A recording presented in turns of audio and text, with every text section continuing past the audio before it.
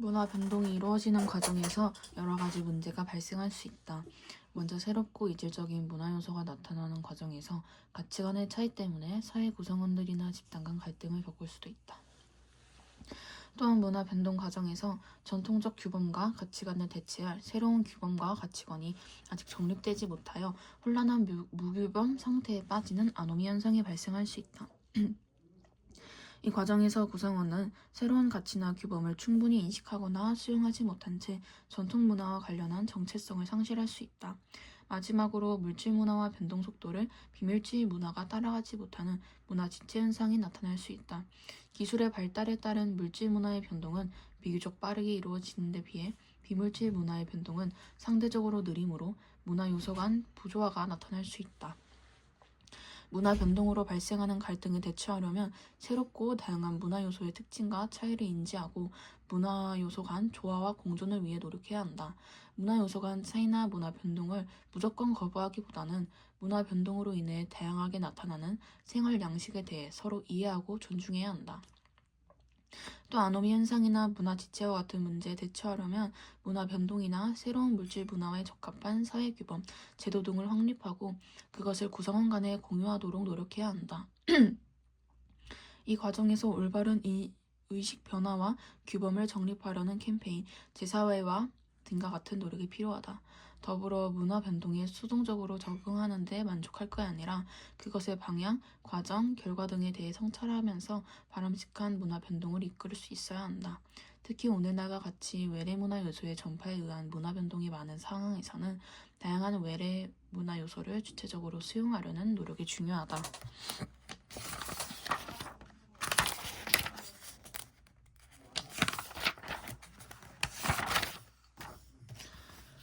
사회 불평등 현상의 의미.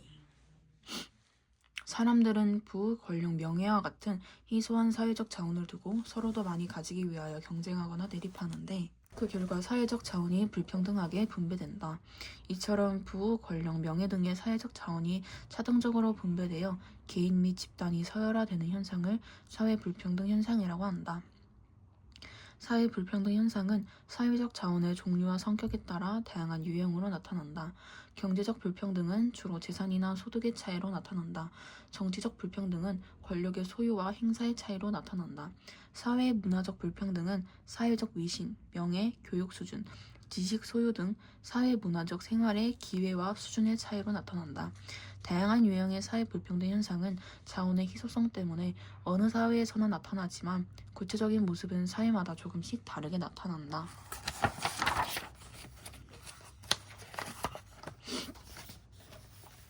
기능론은 사회 불평등 현상을 사회적 희소 자원이 개인의 능력과 노력, 사회에 기여하는 정도에 따라 합리적으로 분배된 결과라고 본다. 이 관점에서는 사람들이 하는 일은 기능적 중요도가 다르고 사회적으로 중요한 일을 담당할 수 있는 사람의 수는 제한되어 있으며 개인의 능력과 노력이 그 사람의 성공에 결정적 영향을 미친다고 본다. 사회적으로 중요한 일을 맡은 사람에게 큰 보상이 주어지므로 개인들이 열심히 노력하게 되며 사회 구성원들은 그러한 차등 보상을 공정한 것으로 여긴다. 즉 기능론에서는 개인의 능력이나 사회적 기여도에 따른 차등 분배로 인한 불평등은 구성원들의 성취 동기를 높이고 인재를 적재적소에 배치하게 되므로 사회 유지와 발전을 위해 불가피한 것으로 본다.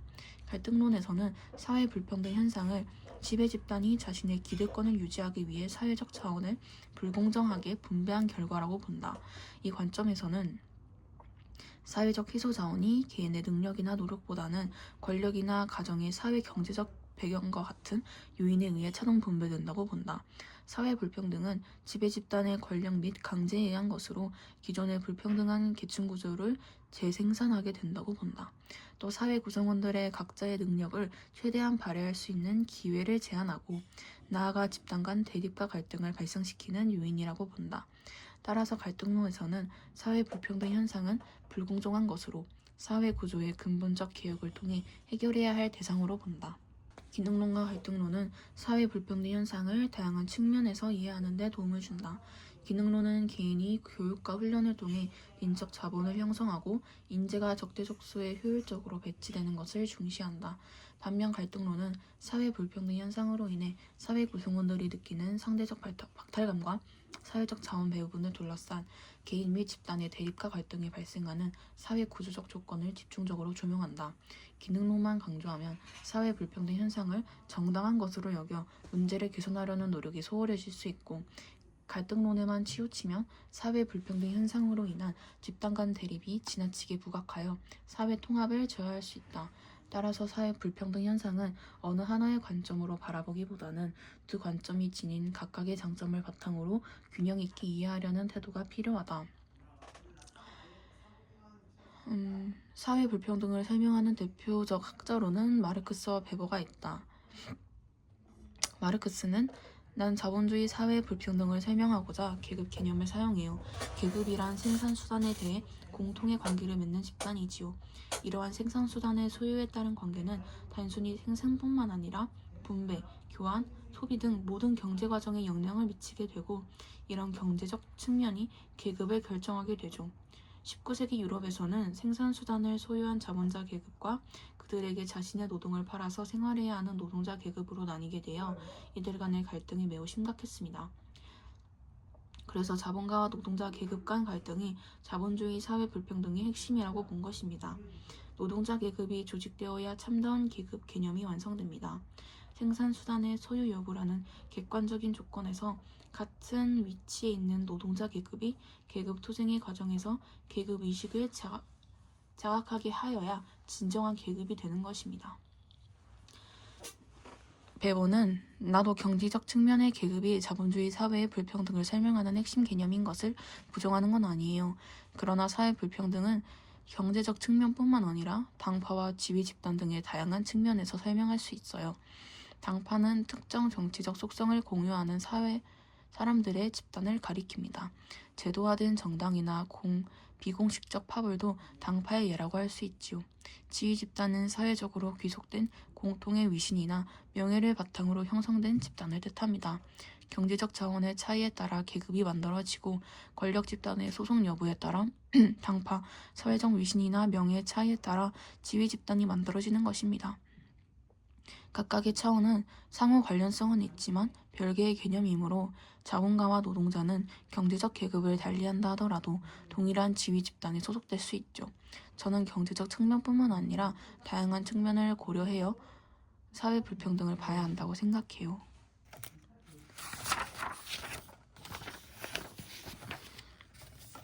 사회계층은 한 사회에서 사회적 자원과 기회가 차등적으로 분배된 결과 비슷한 수준의 사회적 자원을 가진 사람들이 위계적인 층을 이루고 있는 걸 의미한다.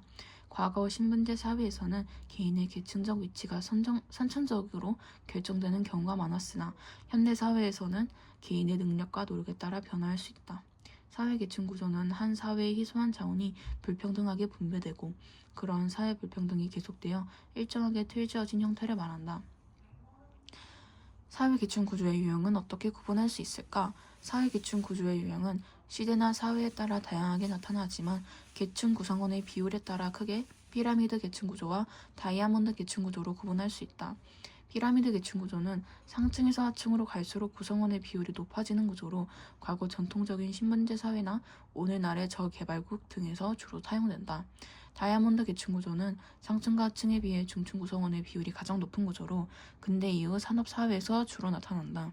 중층이 상층과 하층의 완충 역할을 하므로 사회가 상대적으로 안정된 특성을 보인다. 사회 의동의 의미는 뭘까? 한 사회의 계층 구조 속에서 개인이나 집단의 계층적 위치가 변하는 현상을 사회 이동이라고 한다. 사회 이동은 이동 방향, 이동 원인, 세대 범위에 따라 여러 가지 유형으로 구분할 수 있다. 이동 방향에 따라 수직 이동은 에서는 어떤 계층에서 다른 계층으로 계층적 위치가 바뀌는 것으로 상승 이동과 하강 이동이 있다. 수평 이동은 동일한 계층 내에서 지위만 변하는 것이다. 이동 원인에 따라 개인적 이동은 개인의 능력이나 노력에 의해 계층적 위치가 변하는 것이고, 구조적 이동은 신분제, 철폐, 혁명, 정쟁, 산업화 등 급격한 사회 변동으로 인해 계층적 위치가 변하는 것이다. 세대 범위에 따라 세대 간 이동은 부모 세대와 자녀 세대 등 세대를 가로질러 계층적 위치가 변하는 것이고, 세대 내 이동은 한 개인의 일생 동안의 계층적 위치가 변하는 것이다. 사회 이동의 가능성과 조건에 따라 한 사회의 계층 구조를 구분할 수 있는데, 계층 간 수직 이동이 제한된 경우에는 폐쇄적 계층 구조, 반대로 계층 간 수직 이동의 기회와 가능성이 열려 있는 경우에는 개방적 계층 구조가 나타난다.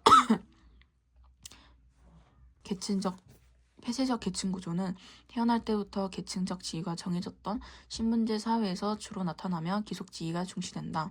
개방적 계층 구조는 개인의 능력과 노력에 따라 지위 획득이 가능한 사회에서 나타나며 성취 지위가 중시된다.